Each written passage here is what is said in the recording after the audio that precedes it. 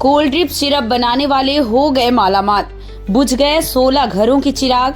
Drug controller को हटाकर सरकार ने की खानापूर्ति। एक एक करके 16 मासूमों की जान कोल्ड ड्रिप सिरप के सेवन करने के चलते चली गई। उधर कोल्ड ड्रिप सिरप बनाने वाली कंपनी का मालिक मालामाल हो गया। 16 घरों के चिराग बुझ गए।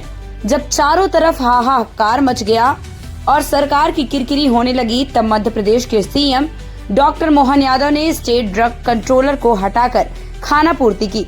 ऐसे में बड़ा सवाल ये है कि उन 16 मासूमों की मौत का जिम्मेदार कौन है, सरकार या फिर क्वालिटी चेक करने वाली टीम। जाहिर है कि क्वालिटी चेक करने वाली टीम इन मासूमों की मौत का जिम्मेवार है। नियमानुसार कोई भी दवा सप्लाई होने से पहले उसकी क्वालिटी चेक की जाती है। जांच में अमानक पाए जाने पर उस दवा की सप्लाई नहीं होनी चाहिए, लेकिन यही बड़ा खेल होता है। सैंपल क्वालिटी जांच में सही पाए जाने पर ही उसकी सप्लाई अस्पतालों में या फिर दुकानों में की जानी चाहिए। यहाँ जमकर कमीशन का लेन देन हुआ और मौत की नींद सुलाने वाली कोल्ड ड्रिप की सप्लाई का रास्ता क्लियर कर दिया। ऐसे में सबसे बड़ा दोष क्वालिटी चेक करने वाली टीम का है, लेकिन सरकार कड़ा एक्शन लेने से बचती नजर आ रही है। वहीं स्वास्थ्य मंत्री राजेंद्र शुक्ला का बयान भी सरकार की कार्यप्रणाली पर बड़ा सवाल खड़ा कर रही है। गंभीर चिंता की बात तो ये है कि स्वास्थ्य मंत्री के गृह जिला ड्रग इंस्पेक्टर विहीन है। जिले भर में संचालित मेडिकल स्टोर में दवा के नाम पर जहर बिक रहा है या कोई और, इसकी जांच पड़ताल करने के लिए स्वास्थ्य मंत्री के गृह जिले में ड्रग इंस्पेक्टर नहीं है। संभाग भर में केवल एक ड्रग इंस्पेक्टर है, जिनके द्वारा आज रीवा शहर में संचालित दवा दुकानों में छापामार कार्रवाई की गई। इस दौरान ड्रग इंस्पेक्टर के साथ अमैया थाना प्रभारी शिव अग्रवाल और नायब तहसीलदार यतीश शुक्ला मौजूद रहे। लेकिन जब तक मासूमों की मौत के बाद सरकार और प्रशासन जागा, तब तक मौत के सौदागर अलर्ट हो गए और अमानक दवाओं को ठिकाने लगा दिए। फिलहाल 2 दुकानों को सीज करने की कार्रवाई की गई। भारत मेडिकल स्टोर और विद्याभूषण मेडिकल स्टोर में जांच के दौरान गड़बड़ी पाई गई तो सीज करने की कार्रवाई की गई। इसके अलावा बच्चों के लिए संचालित कुछ अस्पतालों में भी दबिश दी गई और जांच की गई। इसकी भनक लगते ही सभी प्राइवेट अस्पतालों में हड़कंप की स्थिति निर्मित रही। आज सोमवार को हुई जांच कार्रवाई भी चर्चा का विषय बनी रही। ड्रग इंस्पेक्टर जमीन में देखने को मिले। इसके पहले वह घर से ही संभाग भर में संचालित मेडिकल स्टोर की जांच कर रहे थे। फिलहाल स्वास्थ्य मंत्री के जिले में सब कुछ मनमानी चल रहा है, जो गंभीर चिंता का विषय है।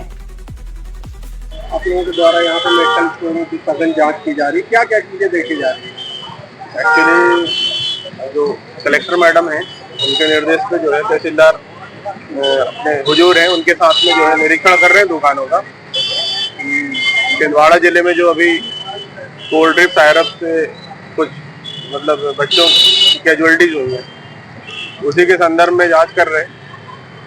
तो वहाँ कोल्ड ड्रिप सायरप तो अपने यहाँ नहीं है अवेलेबल, दुकान में भी जांच की तो वहाँ भी अवेलेबल नहीं मिला स्टॉक। बाकी जो सामान्य कमियां थी उनको रिपोर्ट बना लिया है, उनका इंस्पेक्शन रिपोर्ट, उनको नोटिस जारी करेंगे दुकान। उस मालिक से संबंधित कुछ सिरप वगैरह क्या चेक किए जा रहे हैं?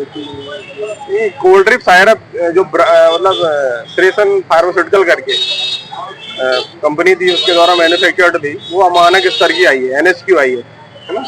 डाइथाइल ग्लाइकोल जो है उससे ज्यादा मात्रा में जो है मिला पाया गया, इसकी वजह से जो है मतलब वो हार्मफुल होता है ना किडनी वगैरह के लिए, तो वो पाया गया था। तो उसके संदर्भ में ही हमने जो है जांच करी है कि उसका स्टॉक है तो नहीं कहीं, तो उसका उस दवाई का तो स्टॉक नहीं मिला है ना। बाकी और दूसरी जो दवाइयां हैं बच्चों के मतलब बीमारियों में जो यूज होती हैं, उन दवाइयों को भी देखा है कि उनके क्रय विक्रय के रिकॉर्ड ये संधारित हो रहे हैं कि नहीं, और कौन कौन सी दवाइयां इनके द्वारा जो है रखी गई हैं।